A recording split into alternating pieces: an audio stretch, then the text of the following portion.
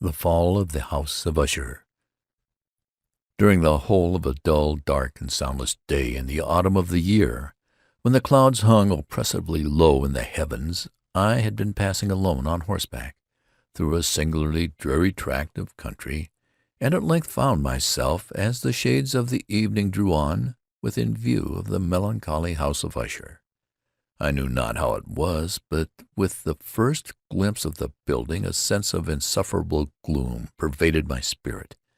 I say insufferable, for the feeling was unrelieved by any of that half-pleasurable, because poetic sentiment with which the mind usually receives even the sternest natural images of the desolate or terrible.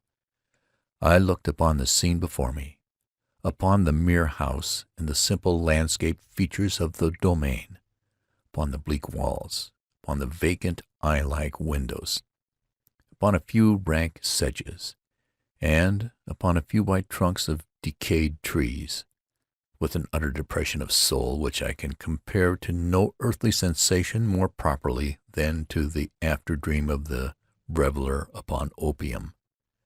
The bitter lapse into everyday life, the hideous dropping off of the veil. There was an iciness, a sinking, a sickening of the heart, an unredeemed dreariness of thought which no goading of the imagination could torture into aught of the sublime. What was it? I paused to think. What was it that so unnerved me in the contemplation of the House of Usher? It was a mystery all insoluble, nor could I grapple with the shadowy fancies that crowded upon me as I pondered. I was forced to fall back upon the unsatisfactory conclusion that, while beyond doubt there are combinations of very simple natural objects which have the power of thus affecting us, still the analysis of this power lies among considerations beyond our depth. It was possible, I reflected, that a mere different arrangement of the particulars of the scene, of the details of the picture, would be sufficient to modify or perhaps to annihilate its capacity for sorrowful impression.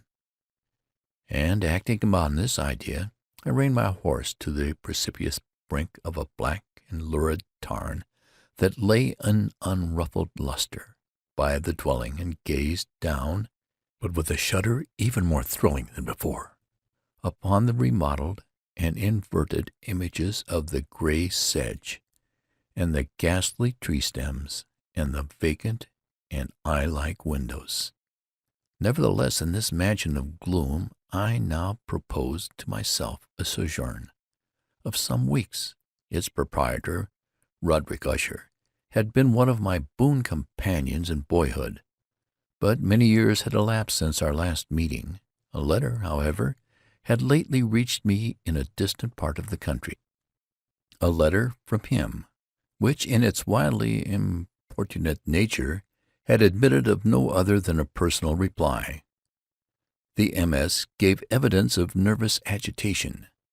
The writer spoke of acute bodily illness, of a mental disorder which oppressed him, and an earnest desire to see me, as his best and, indeed, his only personal friend, with a view of attempting, by the cheerfulness of my society, some alleviation of his malady. It was the manner in which all this, and much more, was said. It was the apparent heart that went with his request, which allowed me no room for hesitation, and I accordingly obeyed forthwith what I still considered a very singular summons. Although as boys we had been even intimate associates, yet I really knew little of my friend. His reserve had been always excessive and habitual. I was aware, however, that his very ancient family had been noted, time out of mind, for a peculiar sensibility of temperament, displaying itself through long ages in many works of exalted art, and manifested of late in repeated deeds of munificent yet unobtrusive charity, as well as in a passionate devotion to the intricacies, perhaps even more than to the orthodox and easily recognizable beauties of musical science. I had learned, too, the very remarkable fact that the stem of the Usher race, all time-honored as it was, had put forth at no period any enduring branch. In other words, that the entire family lay in the direct line of descent, and had always, with very trifling and very temporary variation, so lain. It was this deficiency I considered, while running over the thought, the perfect keeping of the character of the premises with the accredited character of the people, while speculating upon the possible influence which the one, in this long lapse of centuries, might have exercised upon the other. It was this deficiency, perhaps, of collateral issue, and the consequent undeviating transmission from sire to son of the patrimony of the name, which had at length so identified the two as to merge the original title of the estate in the quaint and equivocal appellation of the House of Usher, an appellation which seemed to include in the minds of the peasantry who used it both the family and the family mansion. I have said that the sole effect of my somewhat childish experiment, that of looking down within the tarn, had been to deepen the first singular impression. There can be no doubt that the consciousness of the rapid increase of my superstition, for why should I not so term it, served mainly to accelerate the increase itself. Such, I have long known, is the paradoxical law of all sentiments having terror as a basis, and it might have been for this reason only, that when I again uplifted my eyes to the house itself from its image in the pool, there grew in my mind a strange fancy, a fancy so ridiculous, indeed, that I but mention it to show the vivid force of the sensations which oppressed me. I had so worked upon my imagination as reality to believe that about the whole mansion and domain there hung an atmosphere peculiar to themselves and their immediate vicinity, an atmosphere which had no affinity with the air of heaven, but which had reeked up from the decayed trees and the gray wall and the silent tarn, a pestilent and mystic vapor, dull, sluggish, faintly discernible, and leaden-hued. Shaking off from my spirit what must have been a dream, I scanned more narrowly the real aspect of the building. Its principal features seemed to be that of an excessive antiquity. The discoloration of ages had been great. Minute fungi overspread the whole exterior, hanging in a fine tangled webwork from the eaves. Yet all this was apart from any extraordinary dilapidation. No portion of the masonry had fallen, and there appeared to be a wild inconsistency between its still perfect adaptation of parts and the crumbling condition of the individual stones. In this there was much that reminded me of the spacious totality of old woodwork, which has rotted for long years in some neglected vault, with no disturbance from the breath of the external air. Beyond this indication of extensive decay, however, the fabric gave little token of instability. Perhaps the eye of a scrutinizing observer might have discovered a barely perceptible fissure, which, extending from the roof of the building in front, made its way down the wall in a zigzag direction, until it became lost in the sullen waters of the tarn. Noticing these things, I rode over a short causeway to the house. A servant in waiting took my horse, and I entered the gothic archway of the hall. A valet of stately step thence conducted me in silence through many dark and intricate passages in my progress to the studio of his master. Much that I encountered on the way contributed, I know not how, to heighten the vague sentiments of which I have already spoken, while the objects around me, while the carvings of the ceilings, the somber tapestries of the walls, the ebon blackness of the floors, phantasmagoric armorial trophies which rattled as I strode, were but matters to which, or to such as which, I had been accustomed from my infancy. While I hesitated not to acknowledge how familiar was all this, I still wondered to find how unfamiliar were the fancies which ordinary images were stirring up. On one of the staircases I met the physician of the family. His countenance, I thought, wore a mingled expression of low cunning and perplexity. He accosted me with trepidation and passed on. The valet now threw open a door and ushered me into the presence of his master. The room in which I found myself was very large and lofty. The windows were long, narrow, and pointed, and so vast a distance from the black oaken floor as to be altogether inaccessible from within. Feeble gleams of encrimsoned light made their way through the trellised panes and served to render sufficiently distant the more prominent object around. The eye, however, struggled in vain to reach the remoter angles of the chamber, or the recesses of the vaulted and fretted ceiling. Dark draperies hung upon the walls. The general furniture was profuse, comfortless, antique, and tattered. Many books and musical instruments lay scattered about, but failed to give any vitality to the scene. I felt that I breathed an atmosphere of sorrow. An air of stern, deep, and irredeemable gloom hung over and pervaded all. Upon my entrance, Usher arose from a sofa on which he had been lying at full length, and greeted me with a vivacious warmth which had much in it. I at first thought of an overdone cordiality, of the constrained effort of the ennuyé man of the world. A glance, however, at his countenance convinced me of his perfect sincerity. We sat down, and for some moments, while he spoke not, I gazed upon him with a feeling half of pity, half of awe. Surely man had never before so terribly altered in so brief a period as had Roderick Usher. It was with difficulty that I could bring myself to admit the identity of the wan being before me with the companion of my early boyhood. Yet the character of his face had been at all times remarkable.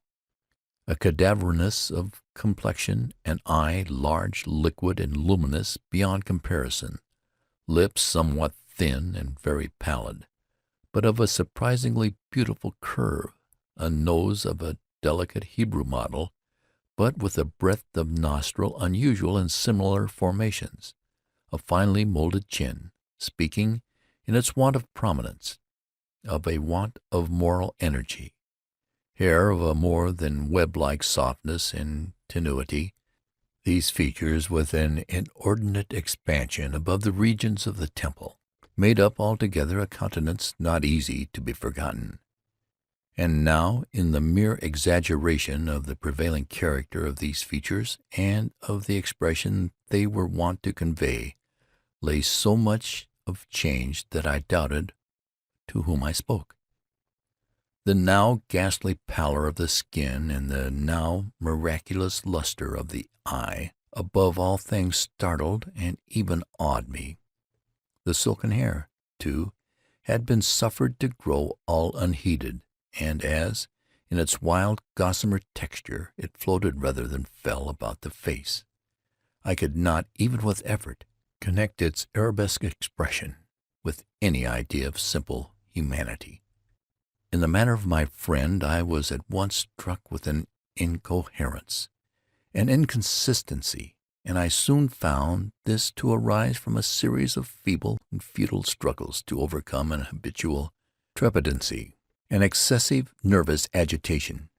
For something of this nature I had indeed been prepared, no less by his letter than by reminiscence of certain boyish traits, and by conclusions deduced from his peculiar physical conformation and temperament.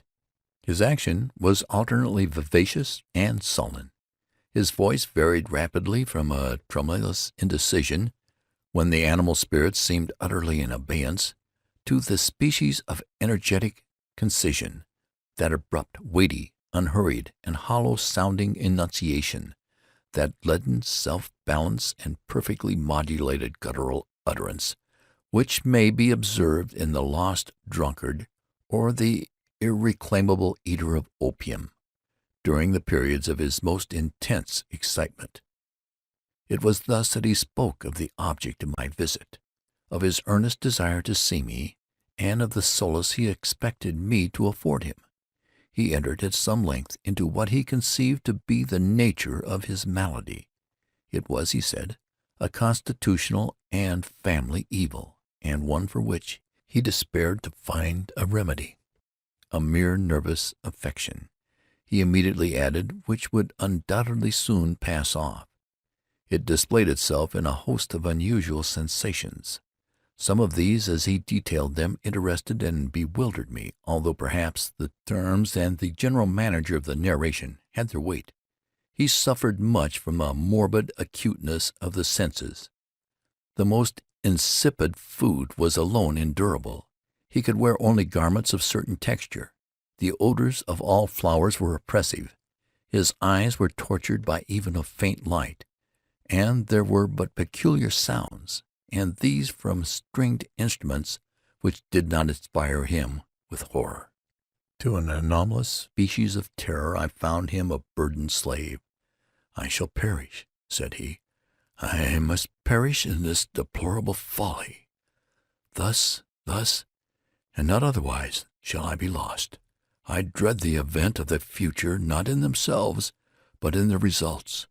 I shudder at the thought of any, even the most trivial incident, which may operate upon this intolerable agitation of soul. I have, indeed, no abhorrence of danger except in its absolute effect. In terror, in this unnerved, in this pitiable condition, I feel that the period will sooner or later arrive when I must abandon life and reason together in some struggle with the grim phantasm, fear." I learned, moreover, at intervals, and through broken and equivocal hints, another singular feature of his mental condition. He was enchained by certain superstitious impressions of the dwelling which he tenanted, and whence for many years he had never ventured forth.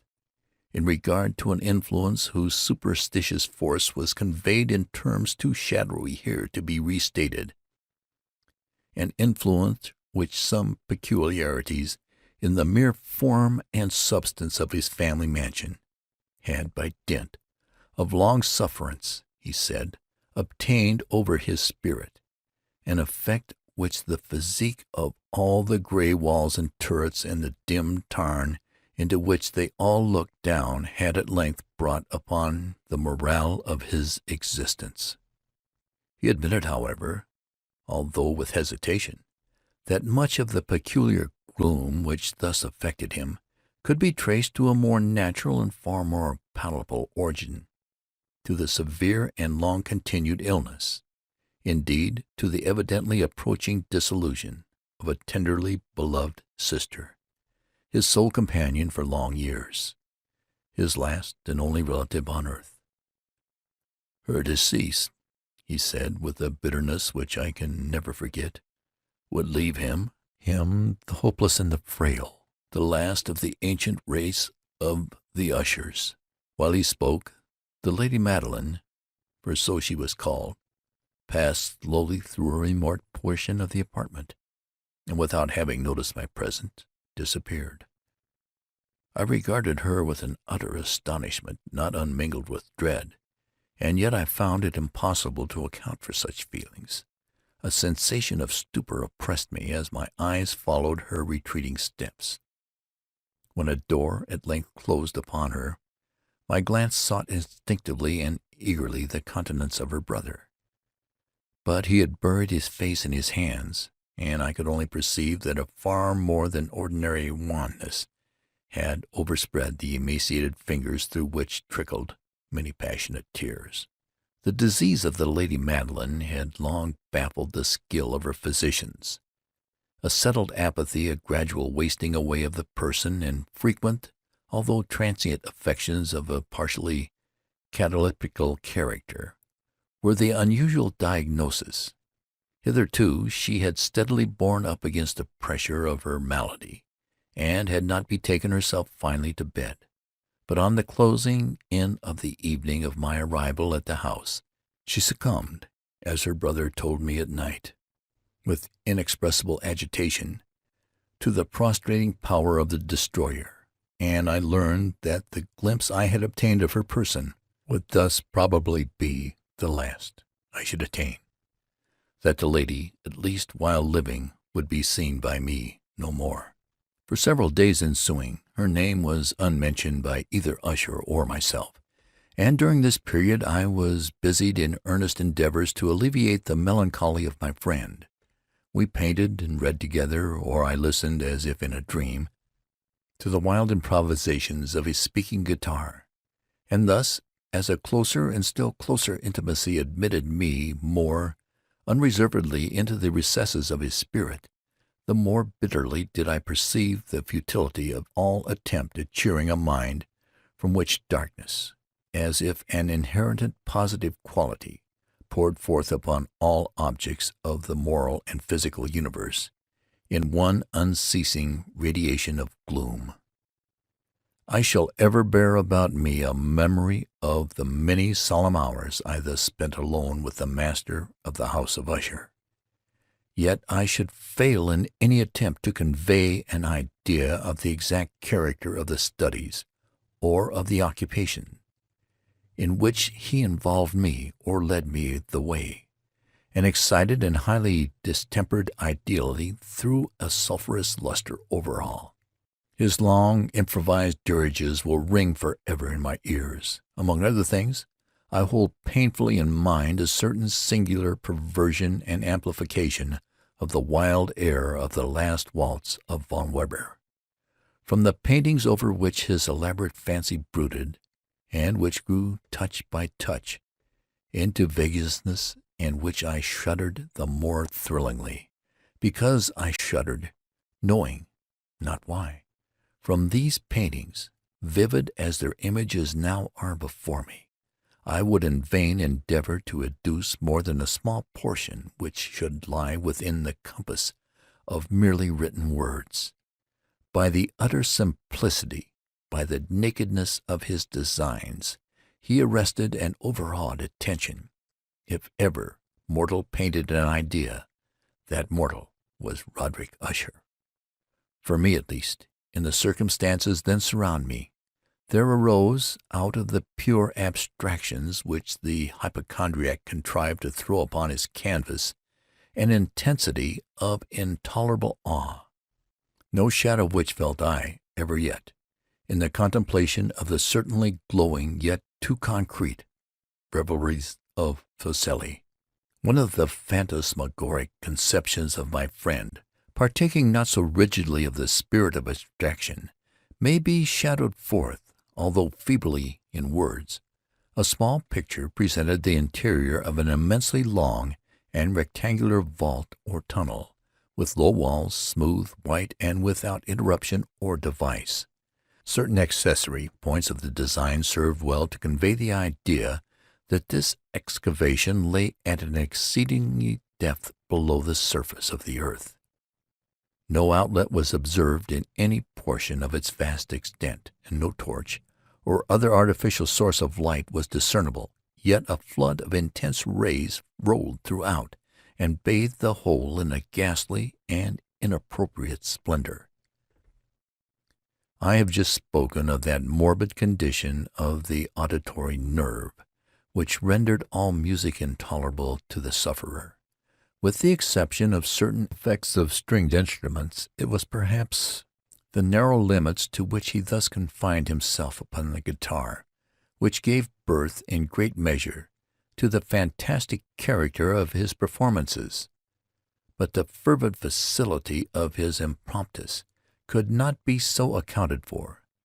They must have been and were in the notes as well as in the words of his wild fantasias, for he not unfrequently accompanied himself with rhymed verbal improvisations. The result of that intense mental collitus and concentration to which I have previously alluded is observable only in particular moments of the highest artificial excitement. The words of one of these rhapsodies I have easily remembered. I was, perhaps, more forcibly impressed with it as he gave it, because in the under or mystic current of its meaning, I fancied that I perceived, and for the first time, a full consciousness on the part of Usher of the tottering of his lofty reason upon her throne. The verses, which were entitled "The Haunted Palace," ran very nearly, if not accurately, thus: In the greenest of our valleys, by good angels tenanted, once a fair and stately palace, radiant palace, reared its head. In the monarch thought's domination it stood here. Never earth spread a pinion over fabric half so fair. Banners yellow, glorious golden, on its roof did float and flow. Thus all this was in the olden time long ago. And every gentle air that dallied in that sweet day along the ramparts plumed and pallid, a winged odor went away. Wanderers in that happy valley through two luminous windows saw spirits moving musically to a lute's well-tuned law. Round about a throne were sitting, for by on the state his glory well befitting, the ruler of the realm was seen. And all with pearl and ruby glowing was the fair palace door, through which came floating, flowing, and sparkling evermore, a troop of echoes whose sweet duty was but to sing, in voices of surpassing beauty, the wit and wisdom of their king. But evil things in robes of sorrow assailed the monarch's high estate. Ah, let us mourn, for never morrow shall dawn upon him desolate. And round about his home the glory that blushed and bloomed is but a dim remembered story of the old time entombed. And travelers now within that valley, through the red litten windows, see vast forms that move fantastically to a discordant melody, while like a rapid, ghastly river, through the pale door a hideous throng rush out forever, and laugh but smile no more. I well remember that suggestions arising from this ballad led us into a train of thought wherein there became manifest an opinion of Usher's which I mention not so much on account of its novelty, for other men have thought thus, as on account of the pertinency with which he maintained it. This opinion, in its general form, was that of the sentience of all vegetable things, but in his disordered fancy the idea had assumed a more daring character, and trespassed under certain conditions upon the kingdom of inorganization. I lack words to express the full extent or the earnest abandon of his persuasion. The belief, however, was connected, as I have previously hinted, with the gray stones of the home of his forefathers. The conditions of the sentence had been here, he imagined, fulfilled in the method of collocation of these stones, in the order of their arrangement, as well as in that of the many fungi which overspread them, and the decayed trees which stood around. Above all, in the long undisturbed endurance of this arrangement, and in its reduplication in the still waters of the tarn.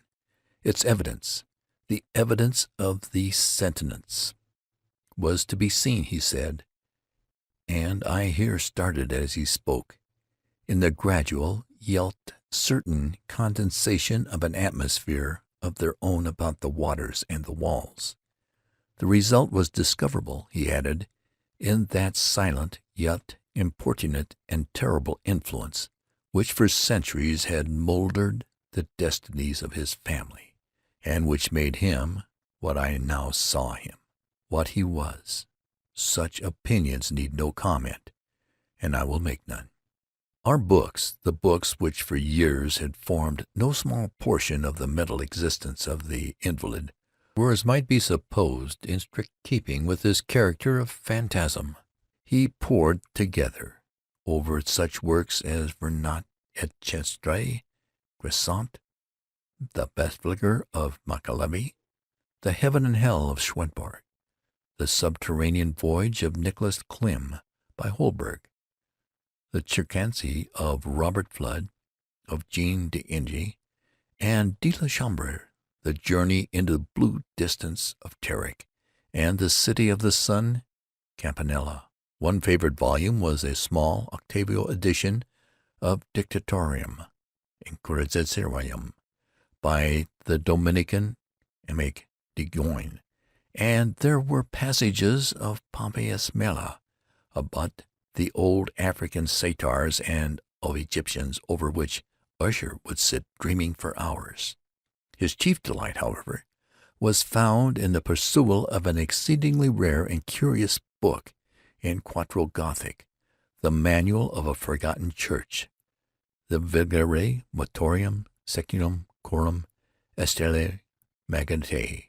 I could not help thinking of the wild ritual of this work, and of its probable influence upon the hypochondriac, when one evening, having informed me abruptly that the Lady Madeline was no more, he stated his intention of preserving her corpse for a fortnight, previously to its final interment, in one of the numerous vaults within the main walls of the building. The worldly reason, however, assigned for this singular proceeding was one which I did not feel at liberty to dispute.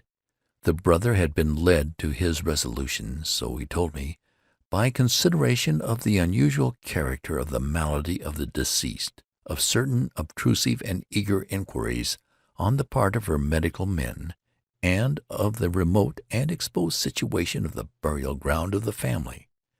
I will not deny that when I called to mind the sinister countenance of the person whom I met upon the staircase on the day of my arrival at the house, I had no desire to oppose what I regarded at best but a harmless and by no means unnatural precaution.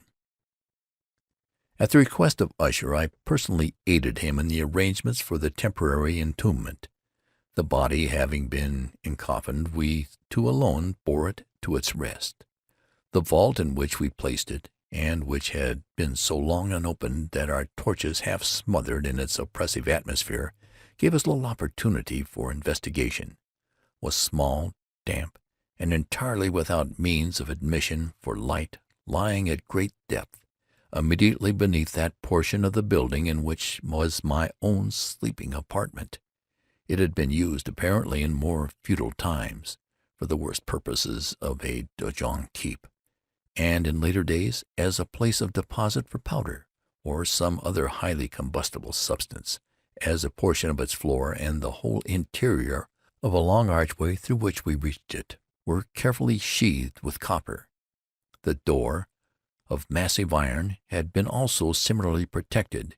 Its immense weight caused an unusually sharp, grating sound as it moved upon its hinges. Having deposited our mournful burden upon trestles within this region of horror, we partially turned aside the yet unscrewed lid of the coffin, and looked upon the face of the tenant. A striking similitude between the brother and sister now first arrested my attention, and Usher, divining perhaps my thought, murmured out some words for which I learned that the deceased and himself had been twins, and that sympathies of a scarcely intelligible nature had always existed between them. Our glances, however, rested not long upon the dead, for we could not regard her unawed. The disease which had thus entombed the lady in the maturity of youth had left, as usual in all maladies of a strictly catacryptical character, the mockery of a faint blush upon the bosom and the face, and that suspiciously lingering smile upon the lip, which is so terrible in death. We replaced and screwed down the lid, and having secured the door of iron, made our way with toil into the scarcely less gloomy apartments of the upper portion of the house. And now, some days of bitter grief having elapsed, an observable change came over the features of the mental disorder of my friend. His ordinary manner had vanished. His ordinary occupations were neglected or forgotten. He roamed from chamber to chamber with hurried, unequal, and objectionless step. The pallor of his countenance assumed, if possible, a more ghastly hue, but the luminous of his eye had utterly gone out. The once occasional huskiness of his tone was heard no more, and a tremulous quaver as if of extreme terror, habitually characterized his utterances. There were times, indeed, when I thought his unceasingly agitated mind was laboring with some oppressive secret, to divulge which he struggled for the necessary courage. At times, again, I was obliged to resolve all that into the mere inexplicable vagaries of madness, for I beheld him gazing upon vacantly for long hours, in an attitude of the profoundest attention, as if listening to some imaginary sound. It was no wonder that his condition terrified, that it infected me. I felt creeping upon me by slow yet certain degrees the wild influences of his own fantastic yet impressive superstitions. It was especially upon retiring to bed late in the night of the 7th or 8th day after the placing of the Lady Madeline within the donjon that I experienced the full power of such feelings. Sleep came not near my couch. While the hours waned and waned away, I struggled to reason off the nervousness which had dominion over me. I endeavored to believe that much, if not all of what I felt, was due to the bewildering influence of the gloomy furniture of the room, of the dark and tattered draperies, which, tortured into motion by the breath of a rising tempest, swayed fitfully to and fro upon the walls, and rustled uneasily about the decorations of the bed. But my efforts were fruitless. An irrepressible tremor gradually pervaded my frame, and at length there sat upon my very heart an incubus of utterly ceaseless alarm. Shaking this off with a gasp and a struggle, I uplifted myself upon the pillows, and peering earnestly within the intense darkness of the chamber, hearkened. I know not why, except that an instinctive spirit prompted me to certain low and indefinite sounds which came through the pauses of the storm at long intervals, I knew not whence, overpowered by an intense sentiment of horror, unaccountable yet unendurable. I threw on my clothes with haste, for I felt that I should sleep no more during the night, and endeavored to arouse myself from the pitiable condition into which I had fallen, by pacing rapidly to and fro through the apartment. I had taken but few turns in this manner, when a light step on an adjoining staircase arrested my attention. I presently recognized it as that of Usher. In an instant afterward he rapped, with a gentle touch, at my door, and entered bearing a lamp. His countenance was, as usual, cadaverously wan, but, moreover, there was a species of mad hilarity in his eyes, and evidently restrained hysteria in his whole demeanor. His air appalled me, but anything was preferable to the solitude which I had so long endured, and I even welcomed his presence as a relief. "You have not seen it," he said abruptly, after having stared about him for some moments in silence. "You have not then seen it? But stay, you will." Thus speaking, and having carefully shaded his lamp, he hurried to one of the casements and threw it freely open to the storm. The impetuous fury of the entering gust nearly lifted us from our feet. It was, indeed, a tempestuous yet sternly beautiful night, and one wildly singular in its terror and its beauty.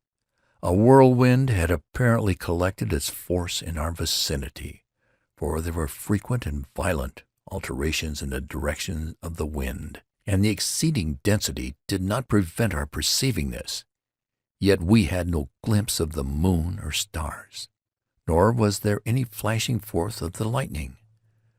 But the under surfaces of the huge masses of agitated vapor, as well as all terrestrial objects immediately around us, were glowing in the unnatural light of a faintly luminous and distinctly visible gaseous exhalation which hung about and enshrouded the mansion. "You must not, you shall not behold this," said I, shudderingly, to Usher, as I led him with a gentle violence from the window to a seat.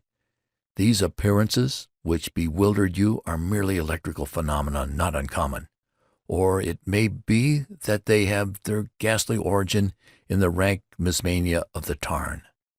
Let us close this casement. The air is chilling and dangerous to your frame. Here is one of your favorite romances. I will read, and you shall listen, and so we will pass away this terrible night together."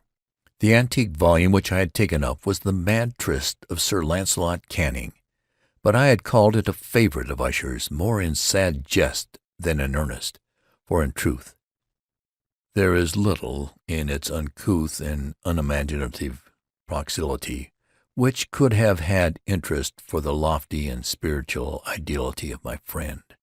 It was, however, the only book immediately at hand, and I indulged a vague hope that the excitement which now agitated the hypochondriac might find relief, for the history of mental disorder is full of similar anomalies, even in the extremeness of the folly which I should read. Could I have judged, indeed, by the wild, overstrained air of vivacity with which he hearkened, or apparently hearkened, to the words of the tale, I might well have congratulated myself upon the success of my design. I had arrived at that well-known portion of the story where Ethelred, the hero of the tryst, having sought in vain for peaceable admission unto the dwelling of her hermit, proceeds to make good an entrance by force.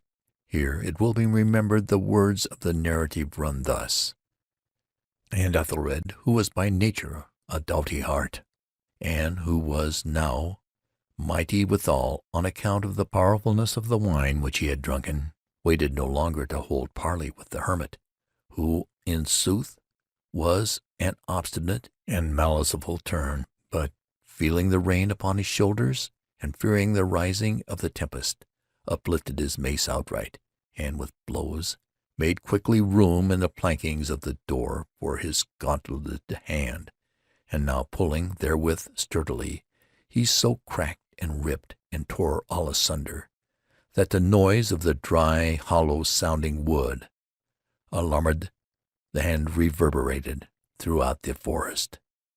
At the termination of this sentence I started for a moment, paused, for it appeared to me, although I at once concluded that my excited fancy had deceived me, it appeared to me that from some very remote portion of the mansion there came indistinctly to my ears what might have been, in its exact similarity of character, the echo, but a stifled and dull one certainly, of the very cracking and rippling sound which Sir Launcelot had so particularly described.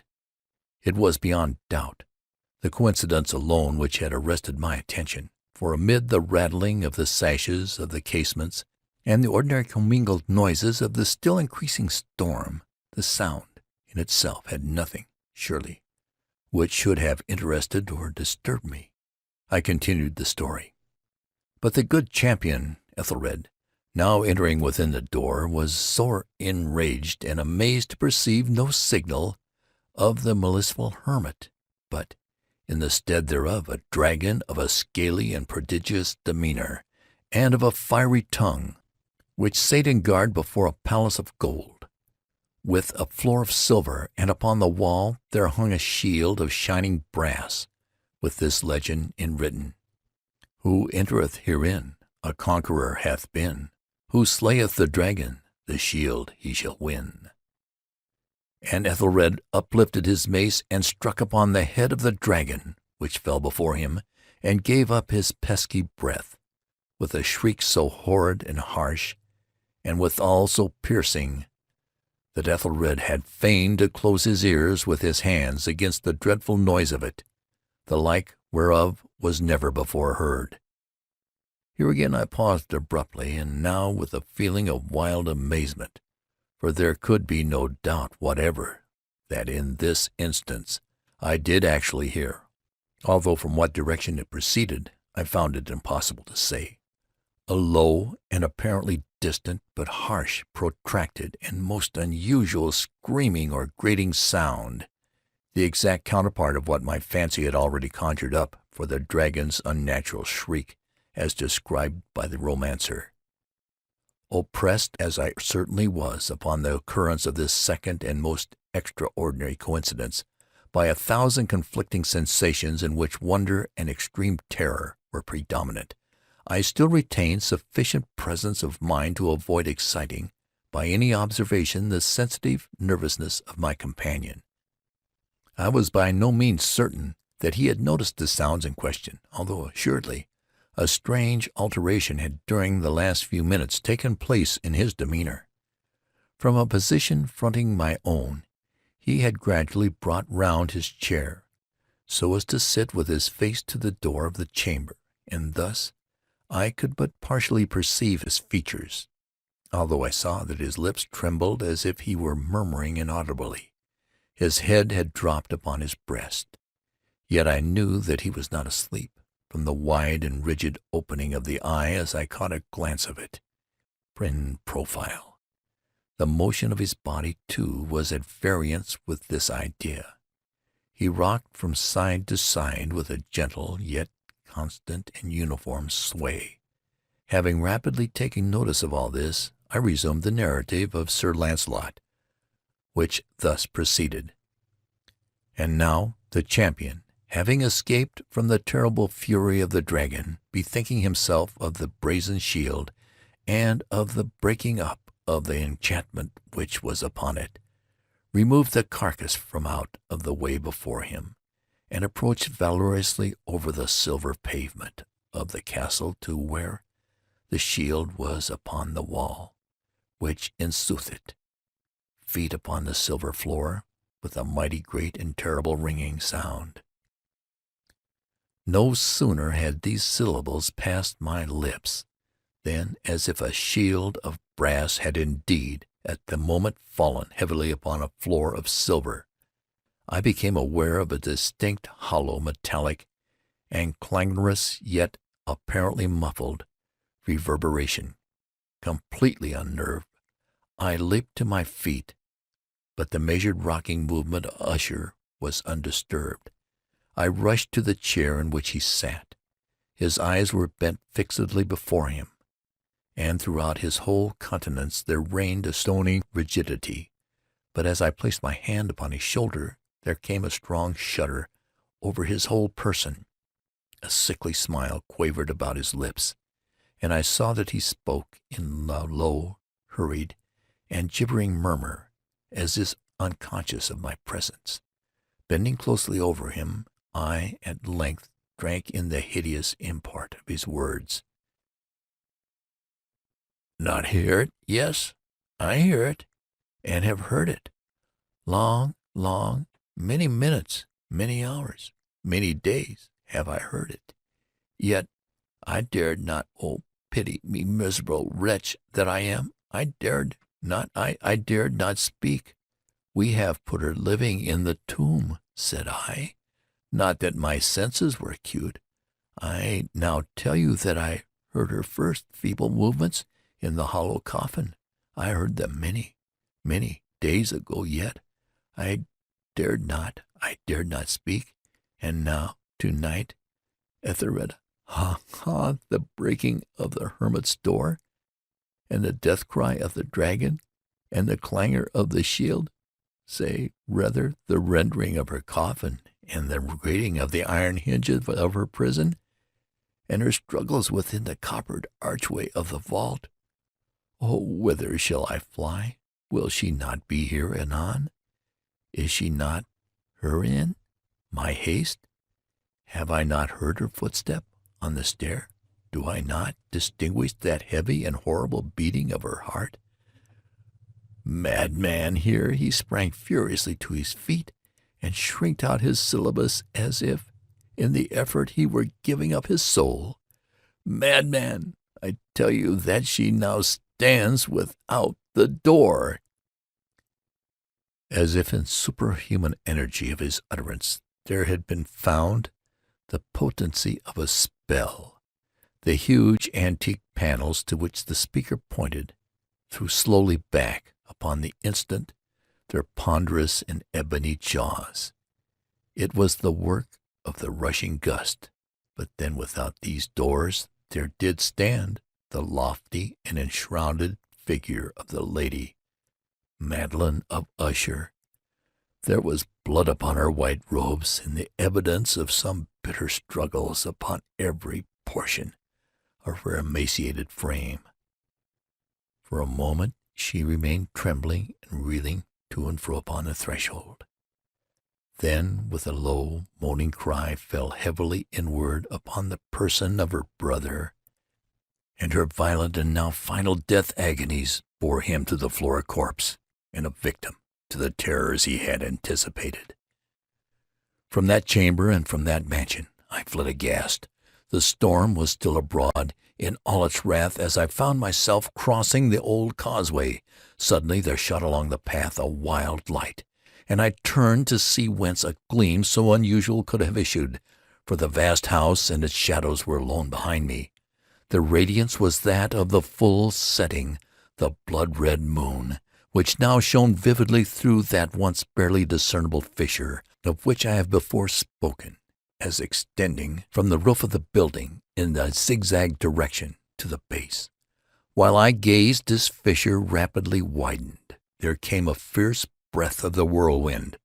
The entire orb of the satellite burst at once upon my sight. My brain reeled as I saw the mighty walls rushing asunder. There was a long, tumultuous, shouting sound like the voice of 1,000 waters, and the deep and dank tarn at my feet closed sullenly and silently over the fragments of the House of Usher. End of The Fall of the House of Usher.